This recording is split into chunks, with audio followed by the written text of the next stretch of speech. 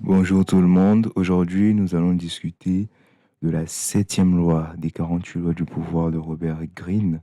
Laissez le travail aux autres, mais recueillez-en les lauriers.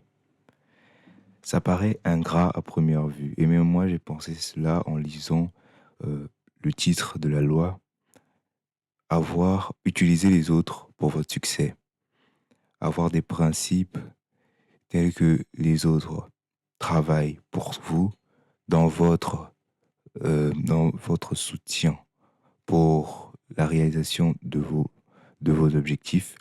Vous devez travailler avec les autres, mais les autres doivent travailler pour vous, dans votre sens, pour atteindre vos objectifs. C'est un petit peu plus complexe comme loi, mais c'est tout à fait compréhensible. Lorsque vous voyez les chefs d'entreprise qui travaillent avec des managers, des directeurs, et ces mêmes directeurs-managers qui travaillent avec des employés, c'est à peu près le même principe. Laissez le travail aux autres et recueillez-en les lauriers. Je vais vous lire le principe comme énoncé dans le livre de Robert Greene, Les 48 lois du pouvoir. Utilisez la sagesse, le savoir et le travail des autres pour faire avancer votre propre cause.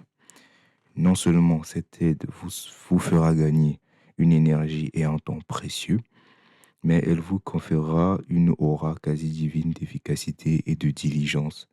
À la fin, vos collaborateurs seront oubliés et on ne se souviendra que de vous.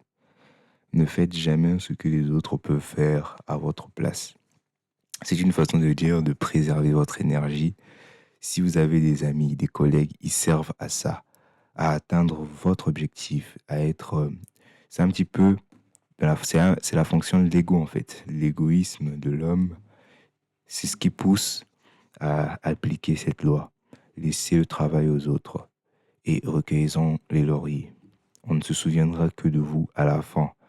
C'est, c'est le même principe que dans une entreprise, c'est le même principe que dans la famille, dans n'importe quel domaine, c'est la même chose. Dans une entreprise, par exemple, à mon avis, quand on parle d'Amazon, on pense à Jeff Bezos, par exemple. Et on ne regarde même pas les managers, on ne regarde pas les employés qui travaillent. Mais non, on regarde que Jeff Bezos à la tête, car c'est lui le chef d'entreprise, c'est lui qui a créé l'entreprise. Mais ce n'est pas forcément lui qui est dans la gestion, qui est dans le travail, dans la minutie, dans son entreprise. C'est le principe, le septième principe de ce livre, la septième loi de ce livre. Laissez travailler les autres à votre place et recueillez-en à la fin toutes les récompenses.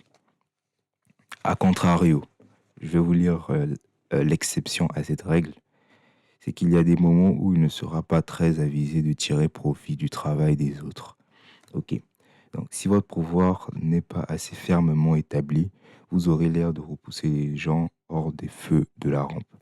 Pour être un brillant exploiteur de talent, votre position doit être inébranlable et sinon vous serez accusé d'escroquerie.